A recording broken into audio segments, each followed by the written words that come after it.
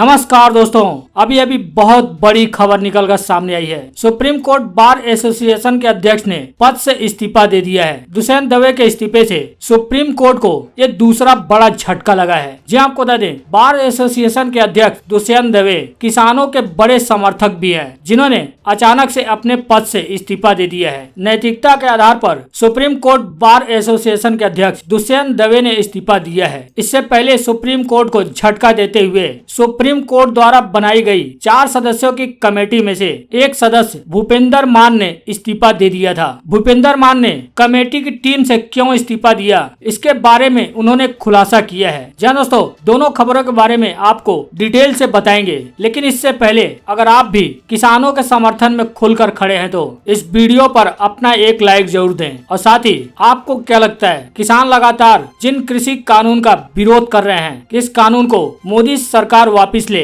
क्या इस कानून को मोदी सरकार को वापस लेना चाहिए या फिर नहीं? अपनी राय कमेंट कर जरूर बताएं और साथ ही इस वीडियो को शेयर भी करें। जी दोस्तों, आपको बता दें, लगातार किसान दिल्ली के चारों तरफ बॉर्डरों पर कृषि कानून को वापस लेने के लिए लगातार आंदोलन कर डटे हुए हैं। आज किसान और सरकार के बीच 9वें दौर की वार्ता हुई है, लेकिन आज भी किसान और सरकार के बीच हुई ये वार्ता भी फेल हो गई है। जहां सरकार की तरफ से संशोधन की बात की जा रही थी, वहीं लगातार इस बैठक में किसान बिल वापसी की बात पर अड़े थे। लेकिन किसानों के साथ खड़े रहने वाले बार एसोसिएशन के अध्यक्ष दुष्यंत दवे ने अपने पद से इस्तीफा दे दिया है। उनके इस्तीफे से सुप्रीम कोर्ट को ये दूसरा बड़ा झटका लगा है। इससे पहले आपको बता दें, सुप्रीम कोर्ट द्वारा गठित कमेटी में से जो 4 सदस्य थे, उनमें से भूपेंद्र मान ने इस कमेटी से इस्तीफा दे दिया था। भूपेंद्र मान ने खुद को कमेटी से अलग करने की बड़ी वजह भी बताई है।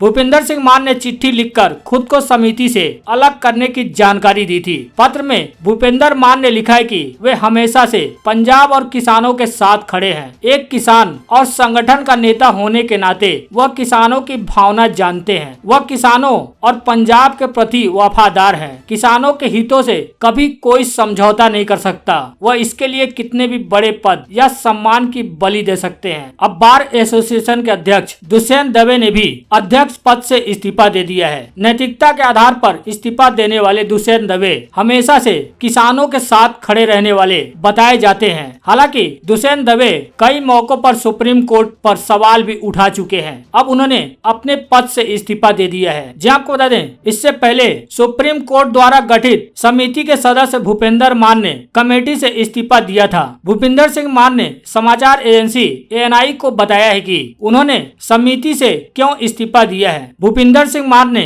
न्यूज एजेंसी ANI से बातचीत करते हुए बताया कि आंदोलनकारी किसान कमेटी के समक्ष पेश नहीं होने का ऐलान कर चुके हैं। ऐसे में कमेटी में रहने का कोई तुक नहीं बनता है, इसलिए मैंने कमेटी को छोड़ा है। उनके कमेटी छोड़ने से सुप्रीम कोर्ट को पहला झटका लगा था। अब बार एसोसिएशन के अध्यक्ष दुष्यंत दवे के अध्यक्ष पद से इस्तीफा देने से सुप्रीम कोर्ट को दूसरा झटका लगा है। मीडिया न्यूज के मुताबिक बार काउंसिल के यानी SCBA के अध्यक्ष दुष्यंत दवे ने बृहस्पतिवार को अपने पद से तत्काल प्रभाव से इस्तीफा दे दिया था। इस्तीफा देने के बाद उन्होंने कहा कि वे बार एसोसिएशन के नेता के रूप में कार्य जारी रखने के अपने अधिकार का त्याग करते हैं। यह देखते हुए SCBA की कार्यकारी समिति का कार्यकाल पहले ही समाप्त हो चुका है। दवे ने अपने संक्षिप्त पत्र में कहा कि कुछ वकीलों के दबदबे के कारण अनुसूची के अनुसार आभासी चुनाव कराना संभव नहीं है। दुष्यंत दवे ने कहा कि मैं उनकी स्थिति को समझता हूं और इससे मेरा कोई झगड़ा नहीं है, लेकिन मेरे लिए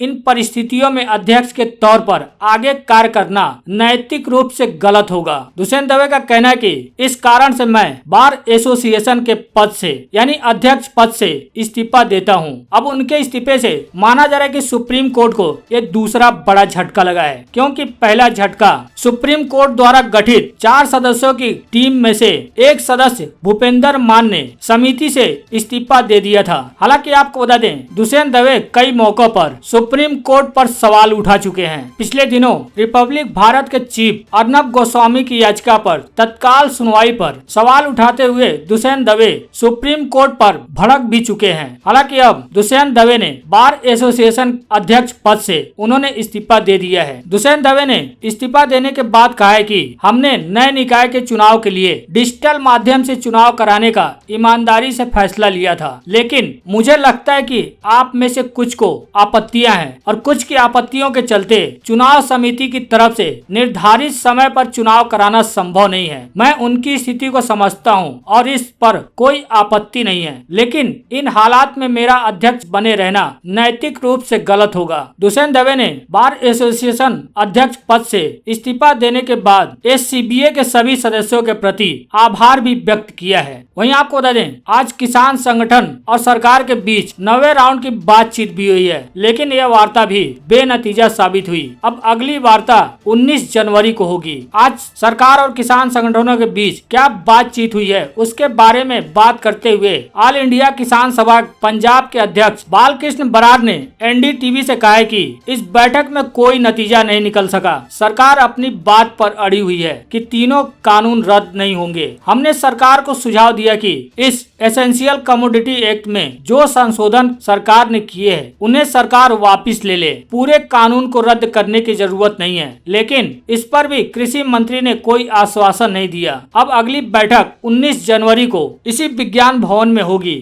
उनका कहना है कि 26 जनवरी के दिन हमारी ट्रैक्टर रैली निकाली जाएगी। अगले 2 दिन में हम ट्रैक्टर रैली की रूट और अपने विरोध प्रदर्शन की रूपरेखा फाइनल कर लेंगे। इसमें कुछ छुपा हुआ नहीं है। बराड़ का कहना है कि 26 जनवरी के विरोध प्रदर्शन के कार्यक्रम को हम जल्द ही सार्वजनिक करेंगे। जी आपको बता दें, इससे पहले किसान संगठनों और सरकार के बीच 8वें दौर की बातचीत हुई थी। हालांकि 8वें दौर की बातचीत में भी कोई नतीजा सामने नहीं आया था, लेकिन कृषि मंत्री नरेंद्र सिंह तोमर का कहना है कि सरकार खुले मन से बैठक में शामिल होगी और किसानों की शंकाओं को दूर करेगी। हालांकि लगातार किसान तीनों कृषि कानून को रद्द करने की मांग पर डटे हुए हैं, लेकिन वहीं दूसरी तरफ सरकार का कहना है कि यह कानून रद्द नहीं होगा। इन संशोधित कृषि कानूनों में अगर कोई खामियां हैं तो किसान और सरकार बैठकर इस पर बातचीत कर रहे हैं। जो भी इस कानून में खामियां होंगी उसमें संशोधन किया जाएगा, लेकिन किसान संशोधन के लिए बिल्कुल भी तैयार नहीं है। उनकी मांग है कि इन तीनों कृषि कानून को रद्द किया जाए। हालांकि अब किसान और सरकार के बीच 19 जनवरी को फिर से बैठक होनी है। वहीं आपको बता दें, किसानों के समर्थन में आज राहुल गांधी और प्रियंका गांधी पर सड़क पर उतरे हैं। राहुल गांधी ने कहा कि किसानों का सम्मान नहीं करते हैं प्रधानमंत्री मोदी। उनका कहना है कि प्रदर्शनकारियों को सिर्फ थकाना चाहते हैं। जी आपको बता दें, केंद्र द्वारा तीनों कृषि कानूनों के खिलाफ सरकार का विरोध और किसानों का समर्थन करने के लिए पूरी कांग्रेस सड़क पर उतर आई है। कानून के खिलाफ आंदोलन कर रहे किसानों के साथ एकजुटता दिखाते हुए कांग्रेस के पूर्व अध्यक्ष राहुल गांधी और पार्टी महासचिव प्रियंका गांधी वाड्रा भी आज दिल्ली के उपराज्यपाल अनिल बैजल के घर के बाहर विरोध प्रदर्शन में शामिल हुई। राजनिवास के बाहर प्रदर्शन की अगुवाई करते हुए राहुल गांधी का कहना था कि भारतीय जनता पार्टी सरकार को कृषि कानूनों को वापस लेना ही होगा। जब तक ये कानून निरस्त नहीं होंगे तब तक कांग्रेस पीछे नहीं हटेगी। एक कानून किसानों की मदद के लिए नहीं बल्कि उन्हें खत्म करने के लिए है। राहुल गांधी ने मोदी सरकार पर हमला बोलते हुए कई आरोप भी लगाए। आरोप लगाते हुए कहा कि नरेंद्र मोदी सरकार ने पहले भी भूमि अधिग्रहण कानून लाकर किसानों की जमीन छीनने की कोशिश की थी और उस समय कांग्रेस पार्टी ने उन्हें रोका था। अब भारतीय जनता पार्टी और उसके 2/3 दोस्त एक बार फिर किसानों को निशाना बना रहे हैं और इन 3 कृषि कानूनों को लेकर आए हैं। आंदोलन में शामिल होने से पहले राहुल गांधी ने ट्वीट करते हुए लिखा कि देश के अन्नदाता अपने अधिकार के लिए अहंकारी मोदी सरकार के खिलाफ सत्याग्रह कर रहे हैं। आज पूरा भारत किसानों पर अत्याचार व पेट्रोल डीजल के बढ़ते दामों के विरुद्ध आवाज बुलंद कर रहा है। वहीं एक अगले ट्वीट में राहुल गांधी ने लिखा कि मोदी माया टूट गई, मोदी सरकार का अहंकार भी टूटेगा, लेकिन अन्नदाता का हौसला ना टूटा है और ना टूटेगा। सरकार को कृषि विरोधी कानून वापस लेने ही होंगे। आंदोलन के दौरान राहुल गांधी ने तीनों कृषि कानूनों के मुद्दों को लेकर केंद्र सरकार पर निशाना भी साधा है। राहुल गांधी ने आरोप लगाते हुए कहा कि सरकार किसानों को बर्बाद करने की साजिश रच रही है। उन्होंने यह भी कहा कि कांग्रेस किसानों के साथ डटकर खड़ी रहेगी। राहुल गांधी ने कहा कि उन्होंने दावा करते हुए कहा कि केंद्र सरकार अपने 2-3 मित्रों को फायदा पहुंचाने की कोशिश कर रही है। पत्रकारों से बातचीत करते हुए उन्होंने कहा कि सरकार किसानों के सिर्फ उपेक्षा उपेक्षा ही नहीं कर रही है बल्कि उन्हें बर्बाद करने की साजिश भी कर रही है। हालांकि आपको बता दें 1.5 महीने से ज्यादा हो चुका है लगातार किसान दिल्ली के चारों तरफ बॉर्डरों पर कृषि कानून के विरोध में आंदोलन कर डटे हुए हैं। जहां एक तरफ सरकार इन तीनों कृषि कानून को ना रद्द करने पर डटी हुई है तो वहीं किसान इन तीनों कृषि कानून को रद्द करवाने के जिद पर डटे हुए हैं। हालांकि 19 तारीख को किसान और सरकार के बीच फिर से बातचीत होनी है। हालांकि इससे पहले सुप्रीम कोर्ट तीनों कृषि कानून के लागू होने पर रोक लगा दी थी। हालांकि सुप्रीम कोर्ट ने तीनों कृषि कानून पर अनिश्चित काल के लिए रोक नहीं लगाया है।